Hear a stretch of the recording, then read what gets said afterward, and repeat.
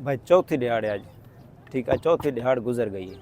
अस daily सवेरे तकरीबन 7 बजे आने हैं, शामी 7 बजे तक 4 बंदे उत्थे इकट्ठे थींदे, सारी आवाम उत्थे इकट्ठी थी वेंदी है। जिथे 4 बंदे इकट्ठे थींदे, कोई किसी किस्म का कोई एक्शन कोई नहीं होंदा पिया, कोई ऑपरेशन नहीं होंदा पिया। थोड़े सामने पानी कोई नहीं गट्टा, एक इंज गल है, कोई पानी शानी का नहीं गट्टा। जेड़े अपने उन्होंने मालिक ने शोधे, उन्होंने खाने पीने की पता कोई नहीं, बस खाने पीने कोई होंदे तरीकाकार, सारे इंतजाम किसी गल की पता कोई नहीं। ठीक है, 4 बंदियां गड्डी आई, अजें तक कोई पता गड्डी नाल हैड दे अगू पईए, ऑपरेशन पिछा शुरू है, खतरे वाली जगह कोई बंद नहीं बढ़ता। ठीक है, बाकी रेस्क्यू वाले साकू जी सारी लोकल आवाम है उस रेस्क्यू वाले नहीं बढ़न देंगे। भाई एक चीज़ होंगी है, साढ़े को रेस्क्यू वाले नालों ज़्यादा तकड़े नौजवान हैं जेड़े गड्डी वहीं के गुलेंदे आदे अस वड़ते हैं। लेकिन मकामी लोग बिल्कुल सारे 6 कुरैशियां वाला सारे एरिए उजा तक गड्डी डठी है।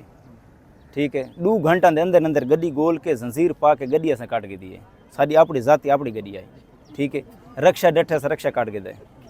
ठीक है, लेकिन कोई एक्शन कोई नहीं पिया किसी किस्म, सिर्फ वजह कि गरीब ते अमीर दा फर्क है। अगर कहीं बंदे अमीर बंदे दे जाते होंदा, ये बंदे कहीं अमीर बंदे दे होंदे ते घंटे तो पहले निकल वना। नहर ही बंद हो वनी, थोड़ी नहर ही बंद थी, नहर ही बंद कोई नहीं हुई, हुन तो ना नहर बंद थई है ना नहर ही बंद कोई नहीं थी। बंदा एक चीज़ होंदे पर मसलन एक्शन गिनन पीछे फोन करन को राब्ता करन, लेकिन कोई नहीं होंदा। सारे वाकई बखर इंतजामिया दा के बखर ये सारे डिवीज़न जो है सरगोदा सारा डिवीज़न है, सरगोदे दी रेस्क्यू आई है, लेकिन कोई नहीं काम पे होंदा। आवाम थोड़े सामने दे गिनो, कोई बंदे नहीं जी, सारे मुलाजिम हैं जी, क्या करें जी, सारे वड्डे लोग हैं, कोई देखो कोई बंदा विच वड़े ये थाई हुण जेड़े 600 बंदा खलोते हुणे आखो च सारे भी धड़क मरे ने विच वड़दे न, लेकिन कोई बंदा अमीर बंदा कोई नहीं विच वड़दा पिया।